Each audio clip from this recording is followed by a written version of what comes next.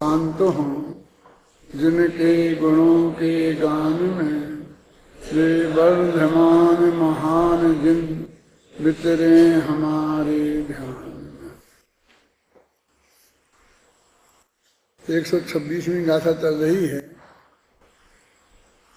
जिसमें कहा गया है कि जो श्रवण निश्चय करे करता करण कर्मणु कर्म फल ही जीव ना पर रूप हो शुद्धात्म उपलब्धि करे। जो जीव ऐसा निर्णय करते हैं कि मैं ही मेरा कर्ता हूँ, मैं ही मेरा कर्म हूँ, मैं ही मेरा करण हूँ, मैं ही मेरा कर्म फल हूँ, सब कुछ मेरा मुझ में ही है,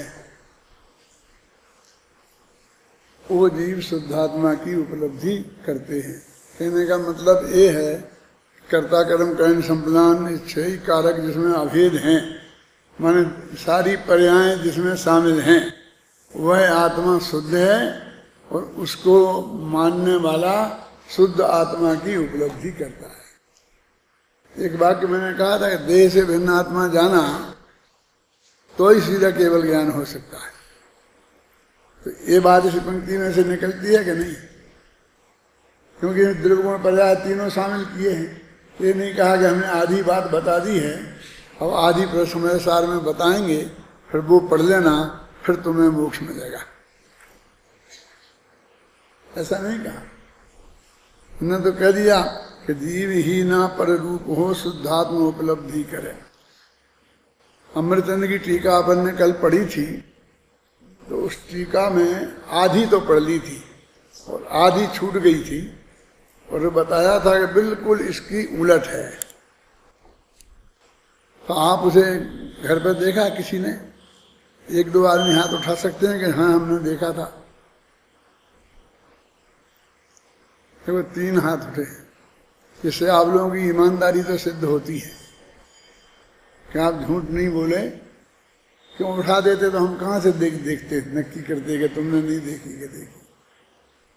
लेकिन ये अच्छी प्रवृत्ति नहीं है। हम कितनी तकलीफ उठा करके तुम्हारा ये प्रवचन करते हैं, तुम्हें इसका अंदाजा नहीं है क्या? और तुम उसकी इतनी उपेक्षा करते हो। 3 दफे कम से कम आगे का, पीछे का, वर्तमान का पढ़ना चाहिए, बार बार पढ़ना चाहिए। यदि ऐसा तुम करते तो मुझे आज वो आधा फिर नहीं पढ़ना पड़ता। आधी टीका अपन ने पढ़ी थी, अब आधी आज पढ़ेंगे, क्योंकि पूरी पढ़ेंगे तो फिर आधी तक ही पढ़ पाएंगे और फिर एक दिन बाद आगे बढ़ जाएगा। अपना था ना वो जपा कुसुम। आचार्यों के 2 ही कुसुम याद थे उन्हें, जपा कुसुम और तमाल कुसुम। मैं ये कहना चाहता हूँ कि आचार्यों ने हमारे जो उदाहरण दिए हैं वो बिल्कुल सुनिश्चित हैं। जो एक किसी ने ये नहीं कहा कि जो ये पहले आचार्य ने दे दिया तो अब मैं दूसरा कोई खोजूं। धर्मद्रव्य अधर्मद्रव्य की कितनी भी परिभाषाएं हों, अभी आएगा अगले अधिकार में। तो यम जय मच्छाणम पाथा क्या पथिका नाम है ना, तो मेरे कहने का छाया जय पथिका नाम, यही उदाहरण बिल्कुल आंख मीच के सब देते गए। क्यों हम कहाँ उदाहरण खोजने जाएं? आत्मा का ध्यान करें कि नहीं, बात स्पष्ट हो जाती है। हमारा तो स्पष्ट करना उद्देश्य है, समझाना उद्देश्य है। यदि बात स्पष्ट हो जाती है तो क्या। अमृतचंद की शैली मैंने आपको बताई थी, यदि वो दृष्टांत देंगे तो दृष्टांत को अक्षरता एक एक शब्द उस पर पूरा घटित करेंगे। आपने रामायण का नाम तो सुना होगा, तुलसीदास की पढ़ी तो नहीं होगी। उसका मंगलाचरण पढ़ा, उसका नाम क्या है? रामचरितमानस। क्यों है ये नाम?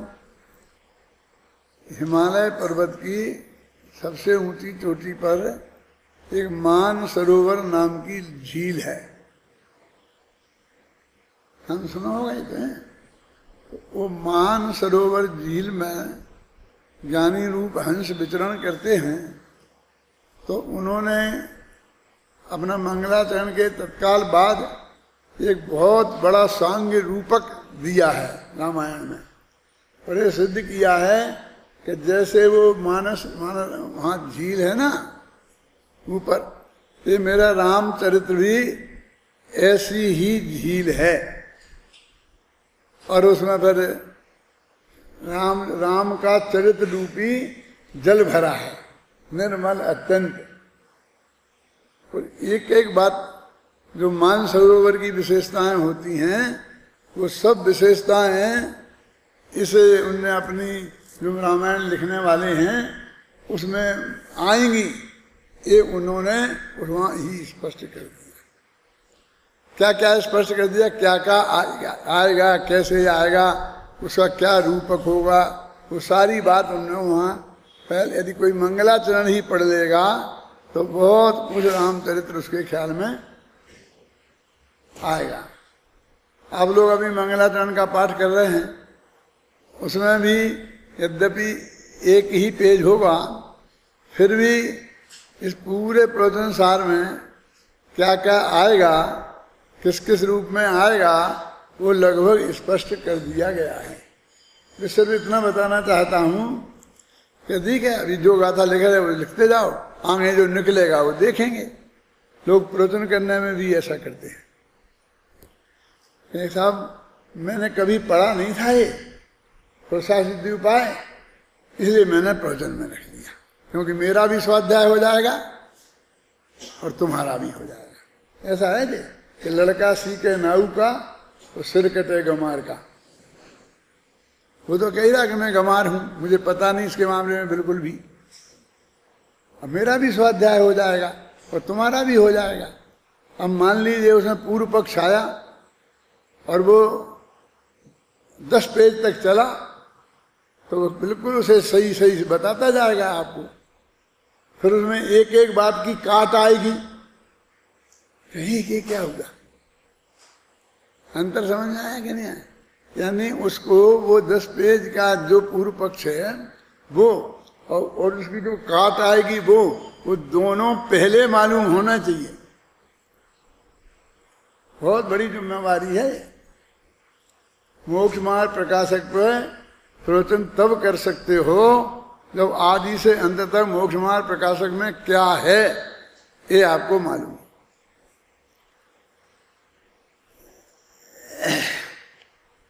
शास्त्रों में ऐसा आता है कि वो सौधर्मेंद्र होता है ना, वो द्वादशांग का पाठ ही होता है और वो अंतर मुहूर्त में द्वादशांग का पाठ कर लेता है। भैया बहुत पद हैं, कितने कितने हैं, वो तुम्हारी पूजन पड़ी होगी ना, निर्माणी पूजन, करोड़ों है ना, करोड़ों पद हैं और एक एक पद में कितने कितने अपरोक्त अक्षर हैं, वो सब तुमने पढ़ा है। तो इतना लंबा अंतर मुहूर्त में कैसे पढ़े? केवल ज्ञान कर लेगा, लेकिन पाठ करने में तो समय लगेगा ना। तत्वा सूत्र का एक एक सूत्र बोलेगा तो जितना समय लगता है उतना ही लगेगा ना। ह्रस्व को ह्रस्व का, दीर्घ को दीर्घ का, प्लुप्त को प्लुप्त का, इतना, लेकिन वो कर लेता है। क्या मतलब? वो सारी विषय वस्तु उसके ज्ञान में घूम जाती है, उसका नाम है पाठ करना। कि तत्वासूत्र का पाठ अपने 2 मिनट में कर सकते हैं। क्या पहला अध्याय पर ध्यान दिया, सम्यक दर्शन के भेद, फिर सम्यक ज्ञान का स्वरूप, उसके भेद, फिर सम्यक चारित्र की चर्चा, फिर नयों का वर्णन। बराबर, ये पहला अध्याय। दूसरे अध्याय में 5 भाव, ऐसे फटाफट चलते जाओ। फिर नरक सुरक निक्सा देखते चले जाओ फटाफट 2 मिनट में, ऐसा है ना। 1 मिनट में होता है तीसरा चौथा अध्याय तो, क्योंकि वो तुम्हें नरक सुरक का नक्शा तो मालूम ही है, तो उन पर थोड़ी ऐसी निगाह डालना है, तीसरा चौथा अध्याय का पाठ हो जाएगा। ऐसे ही आप 5 मिनट में तत्वा सूत्र का अर्थ कर सकते हैं। ऐसे ही आपके समय सार का होना चाहिए, ऐसे प्रवचन सार का होना चाहिए। उस सारी विषय वस्तु आपके ख्याल में 24 घंटा लब्धि ज्ञान में उपस्थित रहनी चाहिए। लब्धि ज्ञान को, धारणा ज्ञान को ख्याल में आई ना, स्मृति को उसमें उपस्थित रहनी चाहिए। और अभी हमें कहेंगे साहब आपने क्या लास्ट ईयर क्या पढ़ा था, बोलो कौन सी किताब पढ़ी थी? तो उसको खड़े होकर 5 मिनट में सुना सकते हो? तो उसमें क्या विषय वस्तु है वो 5 मिनट में आप सुना सकते हो? नहीं सुना सकते हो तो पढ़ डाली, पढ़ी नहीं। पढ़ के डालना नहीं है, पढ़ के इधर रखना है।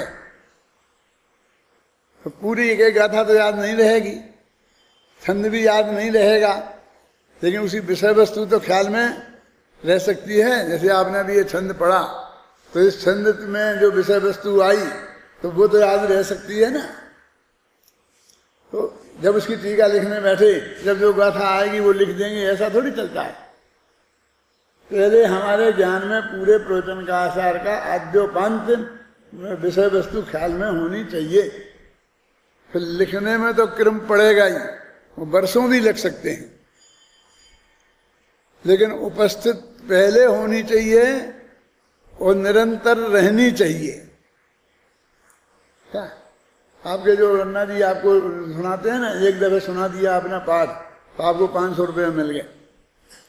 फिर वो कहते दोबारा जो सुनाएगा उसको भी 200 रुपये का इनाम। तो लोग कहते हैं कि भाई वही का वही तो सुनाया है, दोबारा ये 200 रुपया मुफ्त में काहे को देते हो ऐसे? अरे भाई महीना भर बाद सुनाया तो महीने भर तक वो याद रखना आसान थोड़ी है। निरंतर रोजाना एक दफे पाठ करेगा कम से कम तो वो याद रहेगी। पूज्य गुरुदेव श्री माने काय का पाठ करते थे? सुबह 5 बजे उठते थे तो 47 शक्तियों के नाम, 47 नयों के नाम, आप समझे ना? ये क्या करें अपन को? ये पाठ है, ये भक्तांबर का करें, सूत्र जी का करें, समय सार का करें, हैं? लेकिन ये 47 शक्तियों के नाम, जीवत्व शक्ति, चिति शक्ति, ज्ञान शक्ति, दृष्टि शक्ति, अटपटा नहीं लगता? अरे भाई जब जीवत्व शक्ति बोलते हैं शब्द मुंह से, तो जीवत्व शक्ति का जो पूरा भाव उन्हें 150 पेज में लिखा है, अपनी उस किताब में आया ना उनके, वो 700 पेज की किताब है शक्तियों की। वो सारा भाव उनके उपयोग में उस वक्त रहता है। स्थिति शक्ति बोलते, फिर दृष्टि शक्ति बोलते, फिर ज्ञान शक्ति बोलते, फिर सर्वज्ञत्व शक्ति बोलते। तो ये ज्ञान शक्ति में तो ये बात आ गई थी, फिर सर्वज्ञत्व कहने की क्या जरूरत थी कि उसमें ये तो आ गया था कि आत्मा जानता है, लेकिन ये नहीं आया था किसको जानता है। फिर सुपर प्रकाश कर तो शक्ति, अब जो सबको जानता है तो आ गए ना, नहीं उसमें 100 और पर का विभाग भी जानता है, वो भी उसके ज्ञान में उपस्थित है। माने जितने भी पदार्थ उसके हैं ना, स्व को जाना, सबको जाना, पर को जाना। तो पर को जानना तो सामान्य जानना होगा ना, कि द्रव्य 6 होते हैं, ऐसा ऐसा जान लिया। लेकिन नहीं, इनमें जो जीव है वो मैं हूं और बाकी के हैं ये मैं नहीं हूं, ऐसा भी उसके ज्ञान में निरंतर बढ़ते, स्वपर का विभाग भी निरंतर ज्ञान में आए। ख्याल में आया ना? तो इस तरह से वो उनका शक्ति का पाठ है। पाठ उसे ही कहते हैं, जो चीज हमने कभी पढ़ी नहीं है उसका पाठ नहीं किया। जो पढ़ के हम पक्के हो गए हैं, वांचना, पृच्छना, अनुप्रेक्षा करके बाद आमनाय पाठ का नंबर आता है, और अंत में धर्मोपदेश का नंबर उसके भी बाद आता है। मैंने कोई भी चीज का उपदेश देने का अधिकार आपको कब है? जब इन 5 छेदों से आप निकल जाएं तब है। अभी सीखने के लिए कोई भी विषय पे कर दो उतना ही सा करके, वो एक अलग बात है, लेकिन इसका हमारा पूरा ये होना चाहिए कि हम तो ये हमारे लिए जो उपस्थित है, पूरा उपस्थित हमारे दिमाग में वो निरंतर रहना चाहिए। अब अपन पढ़ते हैं वो जवा कुसुम, एक जवा कुसुम तो निकल गया ना पीछे, ये पेज नंबर 261 पे जब जवा कुसुम की निकलता है, नीचे से चौथी लाइन। अब अपन ये दूसरा, और अब कब, अब माने कब? जब ये हमने पिछले पेज वाला ये 8-10 लाइनें पढ़ ली तब, उसके संदर्भ में है।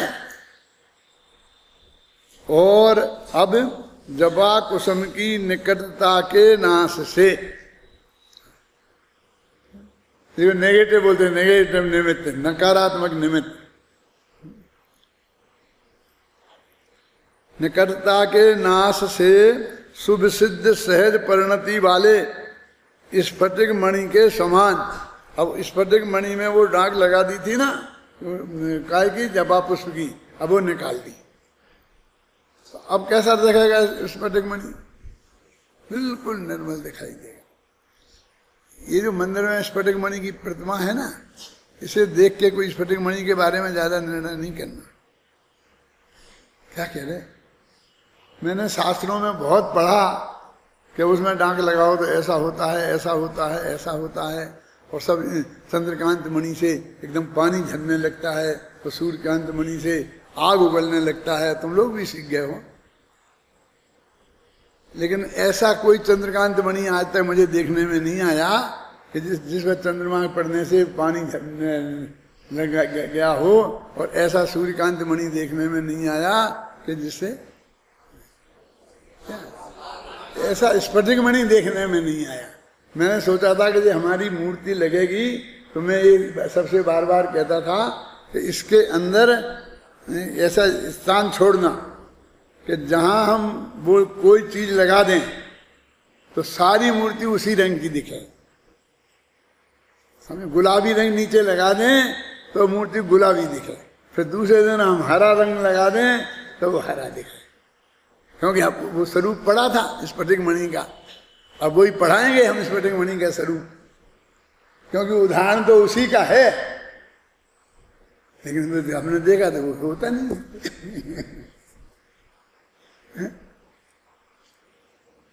तो कहते हैं हीरा की अंगूठी होती थी, तो कहते वो लोग राजा लोग पहने रहते थे, शत्रु आक्रमण कर देता था तो ऐसे हीरा को चूस लेते थे तो मर जाते थे। माने हीरे में ऐसे चूसने से मर जाते हैं, इतना खतरनाक होता है। लेकिन लाओ चाहते हीरे चाहते सवाल हो तो कुछ नहीं होना।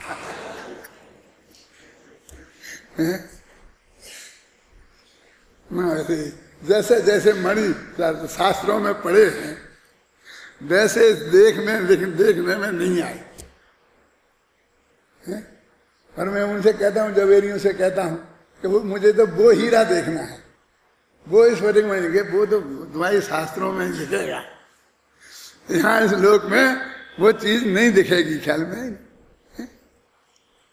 हीरा के देखो सबसे ज्यादा मजबूत होता है, कांच को काट देता है, ये काट देगा, सब चीजों को काट ऐसे काम में हीरे की कनी ली जाती है। लेकिन हीरा नहीं करते, हीरे का कोई नहीं काट सकता, लेकिन हीरे को भी घिसते हैं, हीरे के भी दो टुकड़े करते हैं, होता है ना। तो वो कहाँ रहा गया? हीरे को कोई तोड़ नहीं सकता, कोई काट नहीं सकता, कोई ये नहीं कर सकता। नहीं तो नहीं काट सके तो अपनी हम चाहते हैं वैसी सेफ कैसे दें? हैं? अच्छा, जब वह जपा कुसुम की निकटता के नाश से, अब वो क्या अंतर है पिछले जपा कुसुम की निकटता से और इसमें नाश से जुड़ गया। अब तुमको बनाना हो तो इसे नाश से और वहां निकटता से ये बराबर जोड़ने में आना चाहिए, तब ये पंक्तियां तुम्हें बराबर। इसके लिए रटने की जरूरत नहीं है, उस विषय वस्तु को तुम्हारे ख्याल में आने की जरूरत है। शुभ सिद्ध सहज रूप परिणति वाले स्फटिक मणि, माना शुद्ध रूप सहज माने जिसमें कोई डांक वाक नहीं लगी। देखो एक बहुत बड़ी विचित्र बात है कि दर्पण है ना, स्फटिक मणि से थोड़ा मैं दर्पण पे आता हूँ थोड़ी सरलता के लिए। तो दर्पण माने उसमें सारे सामने के पदार्थ झलकते हैं और वो हमें दिखे। अभी ऐसा कोई दर्पण बताओ कि जिसमें कोई पदार्थ नहीं झलक रहा हो और वो प्योर दर्पण हो। ऐसे कोई स्फटिक मणि बताओ कि जिसमें कोई डांक नहीं लगी हो, तो तब असली स्फटिक मणि देखने में आए ना। ऐसा कोई आत्मा बताओ कि जिसमें कर्म की डांक नहीं लगी हो, 8 प्रकार के कर्म, राग द्वेष विकार, ये नहीं, ऐसा निर्मल आत्मा बताओ। हम नहीं बता सकते भाई साहब। क्यों? कि वे तो सब मोक्ष में चले गए। ये अरहंत भी संभोषण में बैठे हैं तो वे भी 4 घातिया कर्म से लिए बैठे हैं, उनका भी वहां शरीर ही दिखता है। क्यों? वहां जाके आपको क्या देखने को मिलता है? शरीर। तो वो डांक रहे, समझे ना, कोई ऐसा हीरा, ऐसा दर्पण, कांच नहीं, आप कांच मान लो स्फटिक मणि किसी के पास नहीं होगा, दर्पण तो सबके पास है ना। तो एक आध दफा ऐसा देखो कि जब उसमें कुछ नहीं झलके, ऐसा खाप कर करा करके और फिर देखो क्या होगा। ये सामने की दीवार, क्या कुछ ना कुछ आएगा, जो होगा वो आएगा। और वो कभी हरा दिखेगा, कभी पीला दिखेगा, कभी ऐसा दिखता है ना अपना कांच स्पष्ट, क्योंकि अपना चेहरा, हम तो मुख्य गुण करने वाले हैं ना, इसलिए हम अपना चेहरा देख लेते हैं, नहीं तो नहीं देख पाए, क्योंकि उसके पीछे दुनिया भर का कवाड़ा है, वो सब आएगा उसमें। आता कि नहीं आता है? क्योंकि हम में क्या ताकत है कि उसमें भले ही सब आए, लेकिन हम जिसको देखना चाहें उसे देख सकते हैं, और जिसको नहीं देखना चाहें उसको नहीं देख सकते हैं। केवल ज्ञानी को ये सुविधा नहीं है। हम अपने चेहरे पर उपयोग लगाते हैं तो चेहरा दिखता है, दर्पण तक नहीं दिखता।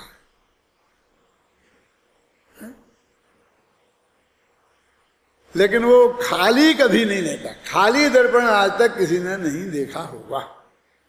जब अपन दर्पण खरीदने जाते हैं तब जरूर देखते हैं खाली दर्पण को। कैसे देखते हैं कि भाई इसमें चेहरा अच्छा दिखता है कि नहीं, ये देखते हैं। चेहरा नहीं देखते हैं, क्लियर दिखता है कि नहीं, और आगे कैसा है, पीछे कैसा है, सब देखते हैं। फिर उसके बाद घर में आ गया, एक दिन दर्पण नहीं देखते, अपने चेहरे को देखते हैं। तो प्रयोजन भूतता से कितना फर्क पड़ता है ना। तो ये मुख्य गुण की व्यवस्था यदि हमारे ज्ञान में ना हो तो फिर हम इनको पृथक पृथक जान ही नहीं सकते, क्योंकि ये पृथक पृथक होते ही नहीं है। लोकाकाश के प्रत्येक प्रदेश पर 6 द्रव्य हैं और वो दूध पानी की तरह मिले हुए हैं एकदम, ख्याल में है ना। तो उन्हें अपने इस भेद विज्ञान वाले ज्ञान के दम पर ही हम देख सकते हैं, जान सकते हैं। अब उन्होंने किया, कौन से स्फटिक मणि को जपा पुष्प की जो वो लगाई थी वो निकाल दी, और उसको उनने ये मान लिया, क्या मान लिया कि ये पूरा निर्मल वो है। ये जब देखते हैं ना रखने के लिए, तो उसको ऐसा कागज जो बिल्कुल सफेद कागज हो ना, तो वो सफेद दिखने लगता है। तो कलरलेस तो होता नहीं कोई हल्के से हल्का कलर हो, ऐसी चीज पर रखो कि जिसमें और किसी चीज का प्रतिबिंब उसमें नहीं। तो ऐसा तो हो सकता है कि कम से कम दिखाई देने वाला कलर हो, लेकिन कलर के बिना तो कोई चीज दिखाई देगी नहीं। स्फटिक मणि में भी ऐसा ही है कि वो उसमें जो भी पढ़ेगा प्रतिबिंब में, अब आपने वो वेदी में सोने चांदी का काम कर दिया तो वो पड़ेगा उसमें। तो असली स्फटिक की मूर्ति आपको कहाँ देखने में आएगी? उसमें जो भी जैसा स्वभाव है वो पड़ेगा। अब लेकिन आपको फिर मुख्य गुण करके अब स्फटिक मणि को भी बिल्कुल जिसमें कोई डांक नहीं लगी हो ऐसा स्फटिक मणि अपने ज्ञान में खड़ा करना पड़ेगा। मणि के समान अनादि सिद्ध पौधगल कर्म की बंधन रूप उपाधि की निकटता के नाश से, वो उसकी निकटता नहीं है कर्म के उदय की, उसके नाश से सुविसिद्ध सहज स्वपरिणति वाला मैं पर के द्वारा आरोपित विकार रुक जाने से, मेरे में विकार रुक गया। कौन सा विकार? पर के द्वारा जो आरोपित था, समझ रहे ना। एकांतता मुमुक्षु हूं और अभी भी मेरा कोई संबंधी नहीं है। मैं एकांतता मुमुक्षु हूं, माने मुझे सिर्फ मोक्ष चाहिए और कुछ नहीं चाहिए। लेकिन बात तो इससे भी आगे है कि मुझे कुछ चाहिए ही नहीं। इस विधि से हमने चाह को घुसेड़ दिया। कोई इंद्रादिक पद नहीं चाहूं और विषय में नहीं माऊं, और 1 सेकंड में तो कही नहीं। अभी कहना वो तो ऊपर की लेन तो सूखी नहीं, और नीचे की लेन में आ गया, राग आदि के दोष हरीजे, फटाफट एक काम बता दिया। भगवान तो समझ रहे थे इसे कुछ नहीं चाहिए, तो मैं यहाँ इसकी तरफ से तो निश्चिंत रह सकता हूँ, और बाकी के भगत अभी मांगेंगे तो उनके लिए इंतजाम करना पड़ेगा। क्यों? और रागादि के दोष हरीजे और अपना पद दे दीजिए। अरे वाह, गजब हो गया। वहां इतना ही ध्यान देना हमारी कवि की महानता पर कि भाई ये लौकिक विषयों की चाह का उनने निषेध किया है, लेकिन निषेध करने लायक तो पूरी चाह ही है, समझे ना। मुझे तो कुछ नहीं चाहिए। अभी जो और आगे आगे बोलूंगा ना तो तुम लोगों को पचेगा कि नहीं, तुम लोगों को तो पचने ही वाला है, बाकी के लोगों को पचेगा क्या नहीं बचा। ये कहते हैं ना, तुम हो भवे भवे नाथ मेरे, वो मैं सदा सेवक रहूं। कितनी अच्छी भावना है ना? सदा सेवक रहने की भावना बहुत अच्छी है। ये बिना नाथ नहीं होगा तो अनाथ हो जाएगा।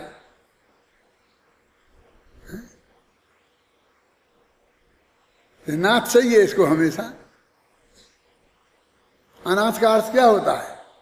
2 तरह के होते हैं अनाथ। एक जिसे नाथ की जरूरत है और नाथ नहीं है, ऐसा अनाथ। और एक जिसे नाथ की जरूरत ही नहीं है। मुझे कोई नाथ फाथ स्वीकार नहीं है, ना अजितनाथ ना आदिनाथ, कोई नाथ नहीं चाहिए मुझे।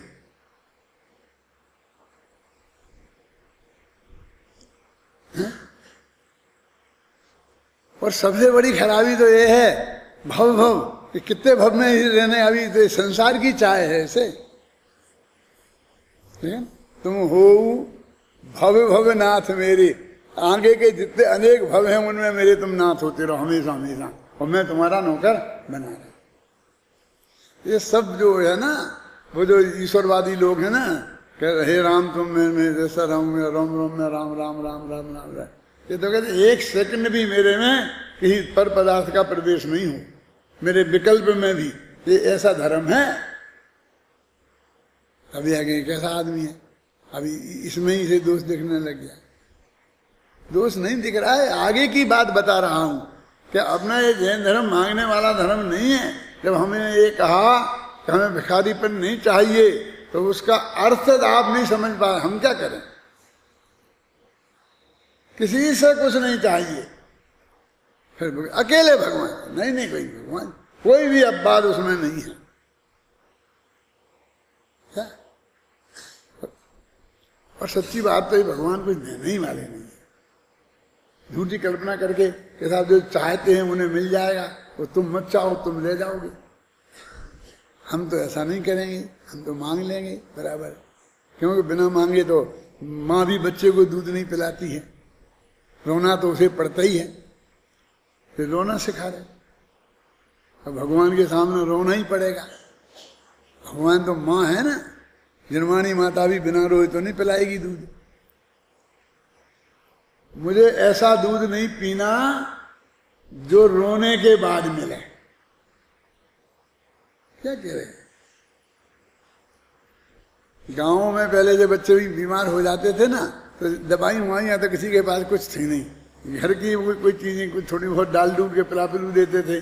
तो फिर वहां पर झाड़ने फूंकने वाले थे, तो वो भंगी की झाड़ू से ऐसा ऐसा झड़वाते थे। ऐसा मानते कि जो झाड़ू भंगी की है, जिससे वो सफाई करता है, उसी झाड़ू से कहते उससे वो झड़ जाता है। नजर मजर लग जाए ना तो उससे झड़ जाती है। तो कहा सेठ जी आपके इस बच्चे को भंगी से झड़वाना पड़ेगा, नहीं तो ये मर जाएगा, सोच लो। तो मैंने एक किताब में कहीं लिखा है, तुमने पढ़ा हो तो बताना मुझे, कि ऐसा बेटा मुझे नहीं चाहिए जो भंगी के झाड़ने से जिंदा रहे। इसमें जिंदा रहने की ताकत नहीं है। और जिंदा रहने के लिए ऐसी जरूरत है जिसके लिए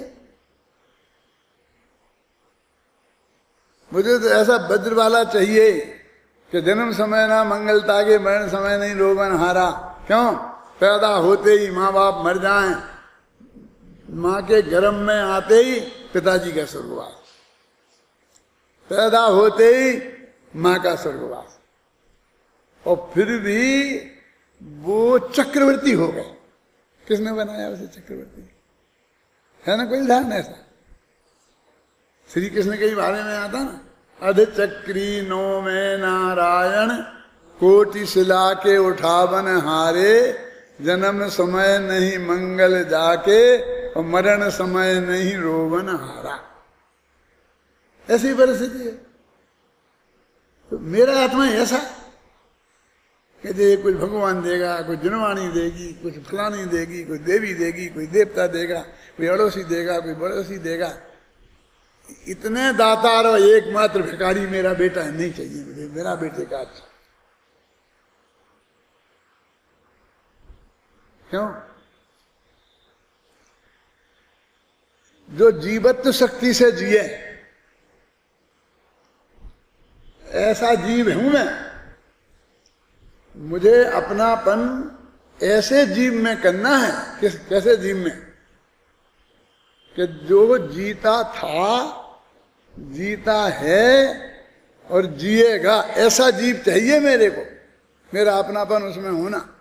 पहले हम भागवत पाठमाला पढ़ते थे तो उस वक्त जीव की परिभाषा लिखी थी, तो उसमें ऐसा लिखा था, जो जीता था, जीता है और जिएगा, उसे जीव कहते हैं। तो मुझे बहुत अटपटा लगता था, ये क्या परिभाषा, ये समझ में ही नहीं आ रही। लेकिन पंचाशती काल में गाथा है, अजीवत जीवती जीवसती सजीवा। मैंने ये असली परिभाषा है। फिर दूसरी परिभाषा कह ली, जो चलते हों, खाते हों, पीते हों, रोते हों, गाते हों, हैं, हंसते हों, ऐसा जीव। चलते हैं, फिरते हैं, खाते हैं, पीते हैं, वो जीव हैं। तो सिद्ध भगवान तो अजीव ही हो जाएंगे। अपन तो सन 56-57 में जो पूजा लिखी थी उसमें लिख दिया था कि मैं समझ रहा था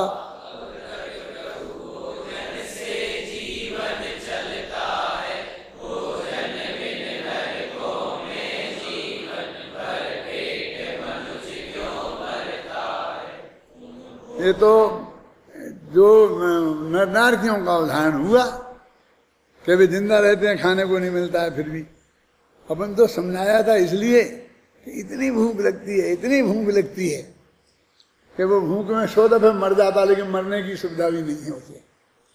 भूखा रहना पड़ेगा, भूख सहन करनी पड़ेगी और मृत्यु नहीं आएगी। लेकिन हमने तो उसमें से सिद्धांत निकाला कि वो भोजन के बिना जिंदा रह सकता है। हमने उसमें से वो नहीं देखा कि कितनी तकलीफ होगी, क्या होगा। तो जीवन के लिए भोजन की जरूरत नहीं है, क्योंकि नारकी बिना भोजन के जीवित रहता है। और आदमी आज तक भूखों मर गए हो, सिर्फ अखबारों में बात है, नेताओं की बातें, इतने किसान मर गए, इतने ये मर गए, और मर भी गए होंगे, मैं ऐतराज नहीं करना चाहता हूं, लेकिन उनसे कई गुना जीव को खाने की कमी नहीं थी, पूरा भरपेट बैठा था, फिर भी मर गए। भरपेट मनुष्य क्यों मरता है? ये तो नेगेटिव बात हुई। तुम भोजन बिना अक्षय सुखमय, फिर असली बात हमें, तुम तो भोजन नहीं करते हो और अनंत सुखी हो, अनंत सिद्ध दोनों है? तुम भोजन नहीं करते हो फिर भी अनंत सुखी हो। कितना तर्क युक्ति आगम से वो बात सिद्ध करके अपन ने वो बताई ना, ये क्या कहने से भोजन का हमने इसे बहुत बड़ी चीज मान ली, रोटी कपड़ा और मकान, बस हमारी जिंदगी इसके लिए हो गई। फिर दीप का छंद आया, तो उजेले से संबंधित है ना, तो आलू के ज्ञान का कारण है, इंद्रिय से ज्ञान उपजता है, यह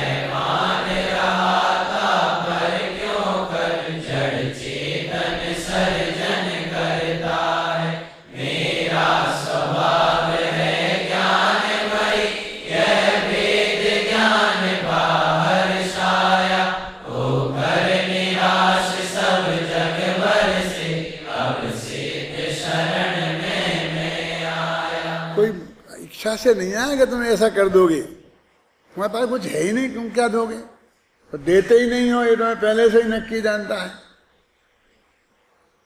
लेकिन ना मैं इन भिखारियों के पास रहना चाहता हूं और ना इन्हें भीख देने वालों के पास रहना चाहता। क्या समझे क्या कह रहा हूं? मैं तो तुम जैसा ना किसी से कुछ लेना देना और ना किसी को देना, इसलिए मैं आपकी शरण में, मैंने आपकी संगति में आया हूं। पर मुझे तो एक चीज पसंद है, क्या अपनी पसंद बताओ, पसंद बताओ, कि मुझे कुछ नहीं चाहिए, ये पसंद है ना। कहाँ पढ़ रहे थे अपन? एक वाक्य हो गया पूरा। अभी भी मेरा कोई संबंधी नहीं है। अभी भी क्यों लगाया? मेरा कोई संबंधी नहीं है, क्योंकि जब कर्मों का उदय था तो ये सारे संयोग मौजूद थे, तब भी मेरा कोई संबंधी नहीं था और आज भी मेरा कोई संबंधी नहीं है। निगोद में भी मेरा कोई संबंधी नहीं था, मनुष्य पर्याय में भी कोई मेरा संबंधी नहीं था और मोक्ष में भी मेरा कोई संबंधी नहीं। मिथ्या ज्ञान होने समय भी संबंधी नहीं था और सम्यक ज्ञान होने के बाद में भी मेरा कोई संबंधी नहीं है। नहीं, वो मित्र बदल जाते हैं, संबंधी बदल जाते हैं। अभी तक तो वे कुगुरु वगैरह संबंधी थे, अब सुगुरु हो जाएंगे। नहीं नहीं, ये बंद की बातें ही नहीं है। क्या आप देवसास गुरु की उपेक्षा कर रहे हैं और वो निमित्त तो होता ही है। ये भी कहाँ, ये गाथा काय की चल रही है? बोलो कौन सी गाथा? पूरा अधिकार काय का चल रहा है कि दो द्रव्यों के बीच में कोई संबंध नहीं है। मैंने उसमें लिखा ना अपने ज्ञानानंद स्वभावी में, क्या पर से कुछ भी संबंध नहीं। तो दादा को ये पंक्ति बहुत अच्छी आई तो उन्होंने इस पे एक किताब लिख दी। किताब का नाम रखा पर से कुछ भी संबंध नहीं। तो हमारे यहाँ बहुत मित्र हैं विद्वान लोग। तो ये कस्तूरचंद जी काशीबाल, डॉक्टर कस्तूरचंद जी काशीबाल मित्र थे हमारे, वो 20 साल ज्यादा बड़े थे हमसे। तो उन सब विद्वानों को हम किताबें भेजते थे, तो उन्हें हमने किताब भेजी, किसी विद्यार्थी को लेके गया, कोई अपनी चपरासी लेके गया होगा, तो उन्हें वह किताब दी तो उन्हें देख के कहा ले जाओ भैया वापस। क्या क्यों? आपके लिए दी है, आपको देने के लिए भेजा है मुझे। नहीं चाहिए, जब हमारा कोई संबंध ही नहीं है उनसे।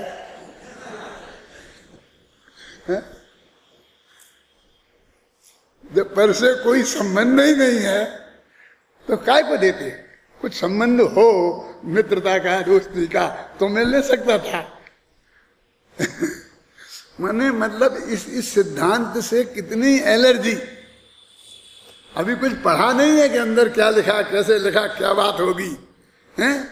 माने वो एक शब्द एक दफे, मेरा किसी से कोई संबंध नहीं है, ये शब्द नहीं सुहाता।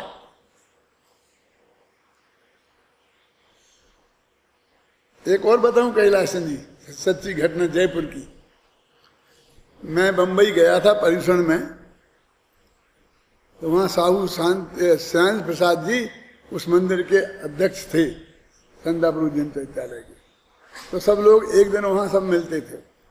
तो यहाँ से एक डेपुटेशन गया संस्कृत कॉलेज का, जिसमें वो कस्तूरचंद जी भी थे, भमन लाल जी भी थे और सब लोग थे, 8-10 आदमी थे। तो वहां जाकर के चंदा करने के लिए गया था संस्कृत कॉलेज का। तो सब लोगों से मिले, तो उन्हें चंद्रशेखर जी का स्वर्गवास हो गया था। अब तक तो चंद्रशेखर जी के भरोसे सब चलता था। अब सबको ऐसा लगता था कि चंद्रशेखर जी नहीं है तो ये खत्म हो जाएगा, इसलिए कोई चंदे की व्यवस्था करनी चाहिए। और उसी दिन पर्यूषण में मैं गया था उसी भूलेश्वर के मंदिर में, तो मैं आया था। तो ये लोग महीना भर बाद गए, तो वहां जाकर के उन लोगों से कहा कि अभी आजकल कौन है, कि अभी सालों में कोई अच्छा विद्वान मिल नहीं रहा है, आपके कोई निकाय में हो तो आप बताओ।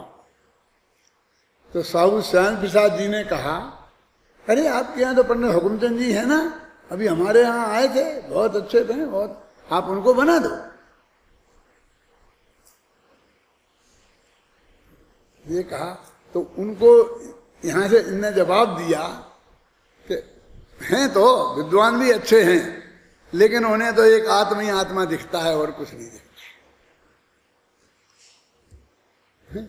जब मैं फिर मुंबई गया तो इन सबने मेरे से ये कहा कि ये लोग ऐसा कहते थे कि उन्हें तो एक आत्मा ही आत्मा दिखता है और कुछ नहीं दिखता है। मैंने कहा इससे बड़ा आशीर्वाद और क्या हो सकता है। यदि मैं तो चाहता हूं कि मुझे एक आत्मा ही आत्मा दिखे और कुछ ना दिखे, ये तो मैं चाहता हूं, लेकिन क्या करें, आत्मा का स्वभाव ही सुपर प्रकाशक है। अकेला आत्मा दिखे और पर पदार्थ देखने में नहीं आए, ऐसा वस्तु का स्वरूप ही नहीं है। माने ये भी कोई क्या दुर्गुण हो सकता है, ये भी किसी की कोई कमी हो सकती है।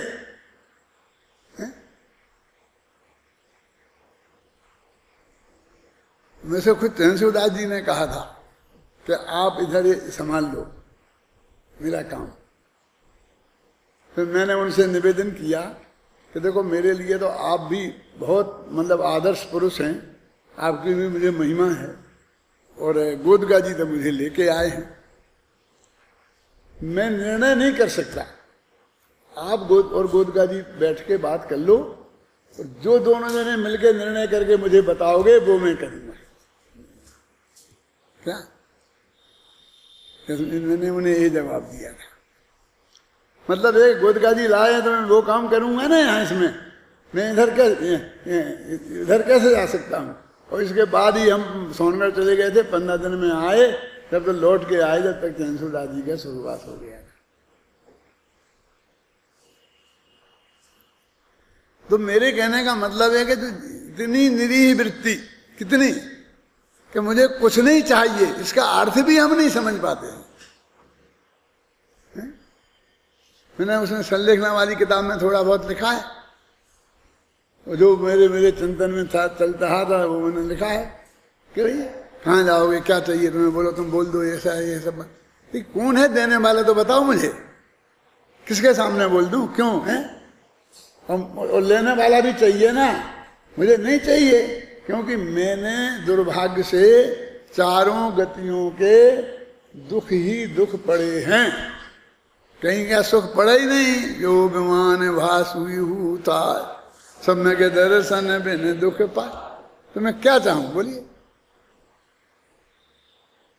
तो वे आंखें फाड़ फाड़ के देखो, ये कैसा आदमी, ये आदमी के सोच के बाहर की बात है कैलाश जी। उसे समझ में नहीं आती, ये बात समझ में नहीं आती कि हमें कुछ नहीं चाहिए। उन्हें क्या आता ना पंक्ति, उन्हें ते नर सहंसाय, जिनको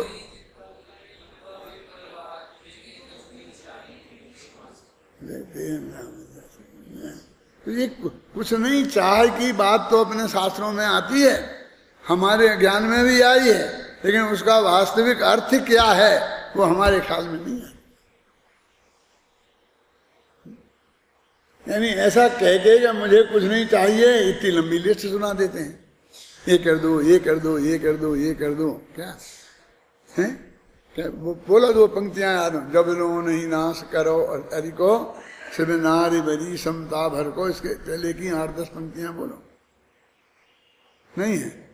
जब लो सत्संगति नित्य रही, तब लो मम संयम चित्त रही। इसे पूजन की जयमाला है, ये पूजा करने वाले तो बोलो, लंबी लिस्ट है। क्या कि मेरा ये रहे, ऐसा ऐसा रहे, और फिर अंत में बोले कब तक, जब तक नहीं नासे करे हरि को शिव नारी बरी समय ताधर के। जब तक मैंने 8 कर्मों का नाश नहीं किया है, मुक्ति का वर्णन नहीं किया है, तब तक, फिर उसके बाद नहीं चाहिए। मैंने ये तो मोक्ष में पहुंच जाएगा तब तक इसकी मांग चालू रहेगी। ये भिखारियों के सरदार हैं।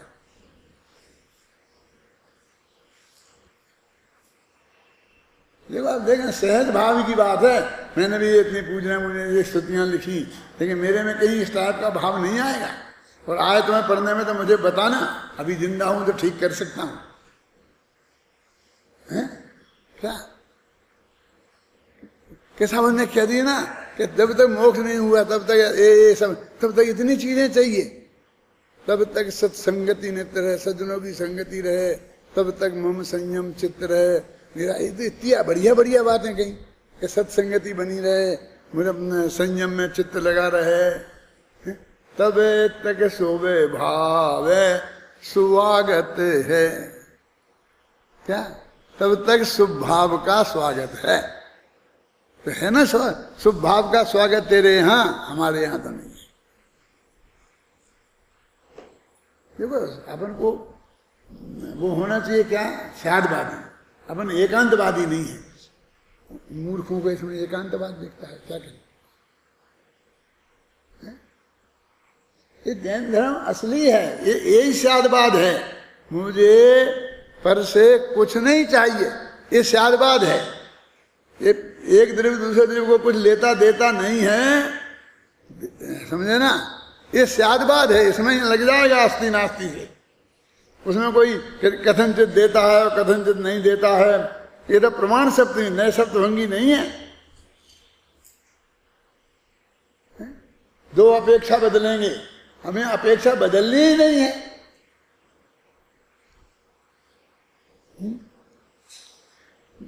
जिसे ब्रह्मचर्य व्रत लेने का पक्का विचार है, तो उसे वो कैसी लड़की से किसी ब्रह्मचर्य चाहिए, कैसी कैसी लड़कियों का त्याग करना चाहिए। गरीब की लड़की का, अमीर की लड़की का, पैसे वाली क्या नाम, गोरी भूरी का, काली का, सांवली का, किन किन का करना चाहिए बोलो।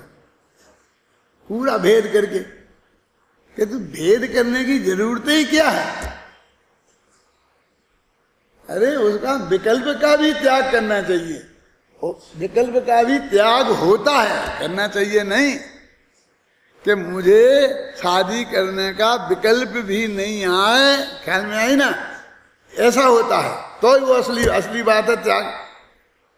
कि हमें किन किन का त्याग करेंगे, हम एक एक वस्तु को बड़ा परख कर छोड़ेंगे। मान परखने का मतलब क्या, अच्छी होगी तो नहीं छोड़ेंगे, बुरी होगी तो छोड़ेंगे, हर एक का तुझे परखना है। हम करेंगे तो नहीं, लेकिन अभी 2-4 साल तक देखेंगे जरूर, देख देख के आएंगे और फिर हर जगह रिजेक्ट करेंगे, देख देख के आएंगे हर जगह रिजेक्ट करेंगे, हैं कह देंगे हमें करना ही नहीं। क्या रिजेक्ट क्यों करते हो, कि हमें करना ही नहीं है। क्या देखने को क्यों जाते हो, फिर देखने का मजा और है। कल हम इतिहास लिखेगा कि हमारी शादी हुई नहीं, तो हमारी कितनी बदनामी होगी।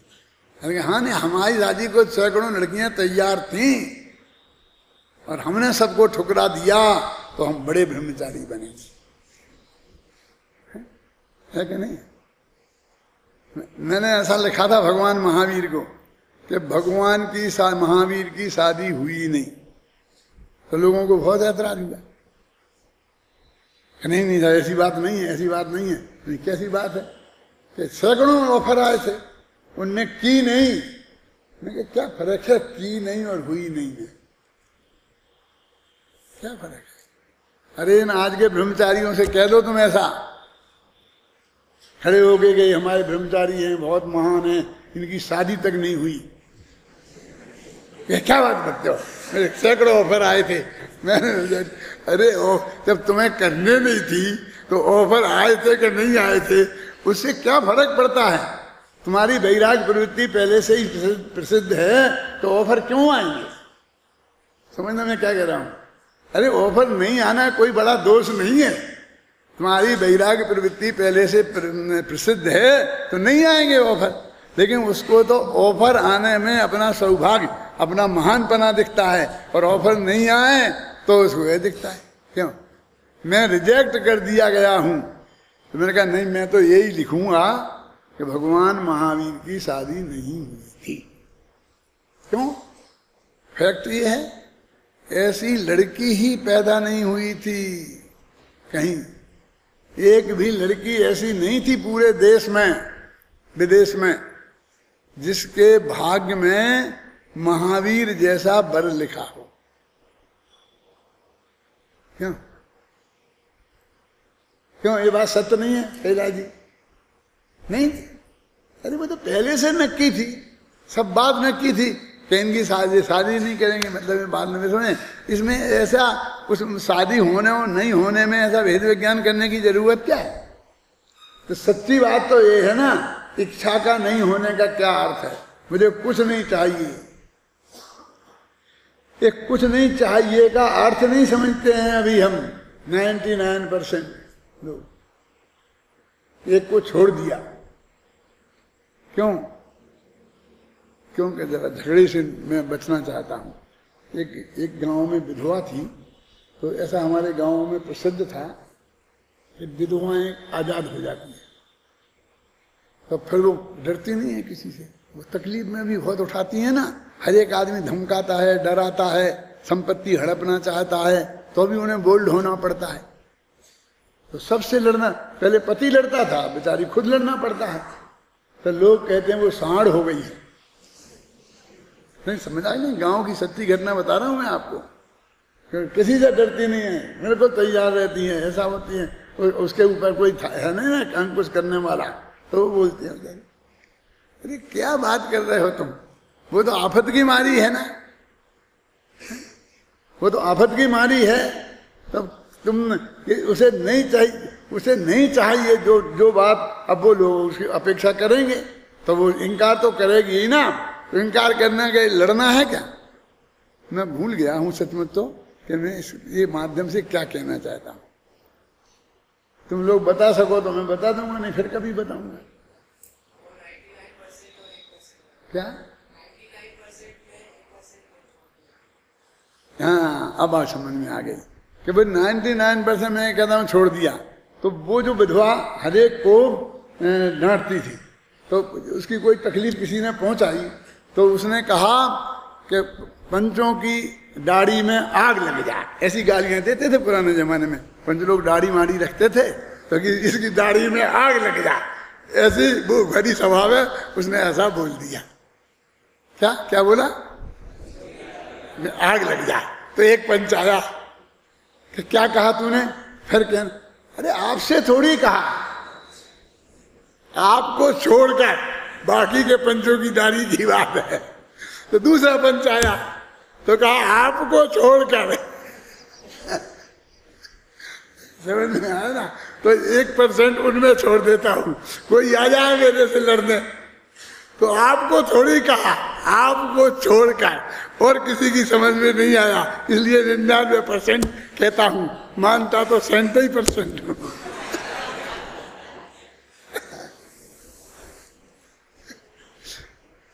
समझ में आया क्या?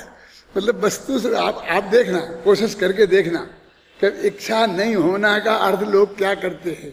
माने इच्छा नहीं, मुझे कुछ नहीं चाहिए का अर्थ क्या है, यही उनकी समझ में नहीं आता है। तो एक चाह का अभाव कहाँ से होगा? तो सब प्रकार की चाहों का अभाव है, वही वास्तव में भगवान आत्मा का स्वभाव है। अभी नहीं हुआ खत्म, कल पढ़ेंगे। अभी अपने को शिविर खत्म होने का डर थोड़ी है।